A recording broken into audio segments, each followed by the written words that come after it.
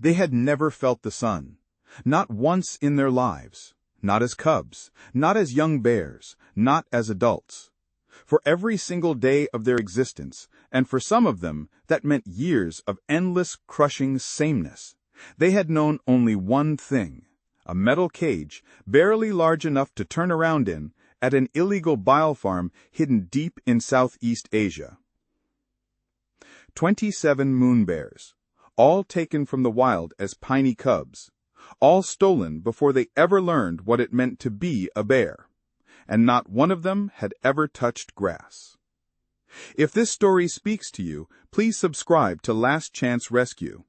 Every bell notification helps us reach the animals who still need a voice.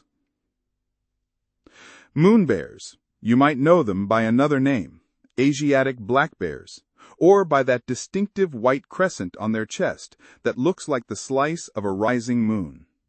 They are curious, intelligent animals. In the wild, they climb trees, forage through dense forests, swim in cool rivers. They live rich, complex lives in the mountain forests of Southeast Asia. But these 27 bears had never seen a forest. They had never climbed a tree. They had never swum. They had never foraged. They had been taken before any of that was possible. At the bile farm where they spent their lives, each bear was kept in a small metal enclosure, sometimes called a crush cage, designed to prevent movement. Their bile, extracted through invasive procedures, was sold for use in traditional medicine. It is a practice that the international conservation community has condemned for decades, but which continues in pockets of Southeast Asia, often underground, often illegal. This was one of those places, and it had operated hidden from the authorities for years, until Free the Bears found it.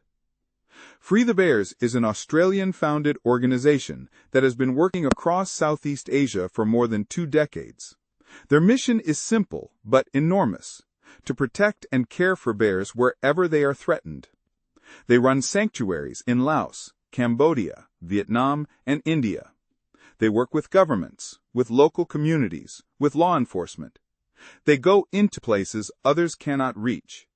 And when they received the intelligence that led them to this farm, they moved carefully, methodically, and with the full cooperation of Lao authorities. When they arrived, what they found was heartbreaking.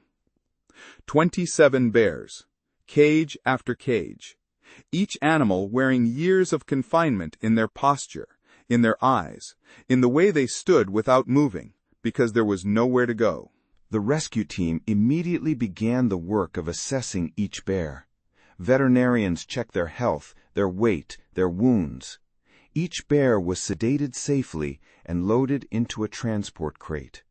One by one, they were moved out of that place and towards something they had never known: a chance. The journey to the Free the Bear sanctuary in Laos was the first time most of these animals had moved more than a few feet in years. Inside their crates, some paced, some were still. Some pressed their noses to the air gaps and inhaled, smelling the world for the very first time. When the trucks finally stopped and the sanctuary gates opened, the team began what would become one of the most extraordinary scenes in the organization's history. They opened the first crate. The bear did not move right away.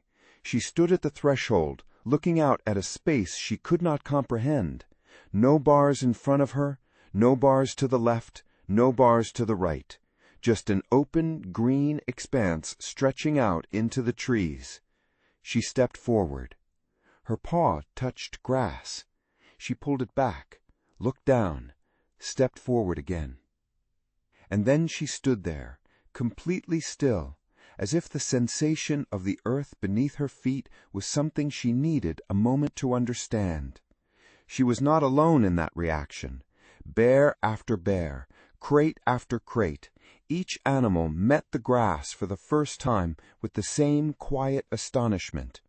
Some immediately began to investigate, sniffing at the ground, rolling, pressing their faces into the cool blades.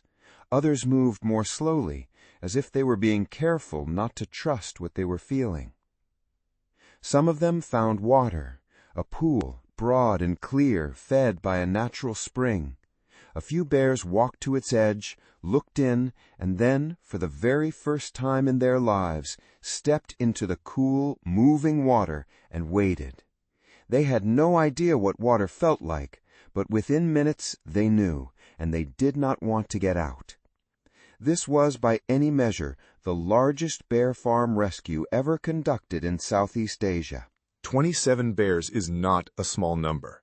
The logistics alone, the transport vehicles, the veterinary equipment, the crates, the permits, the coordination with government officials, took months of planning.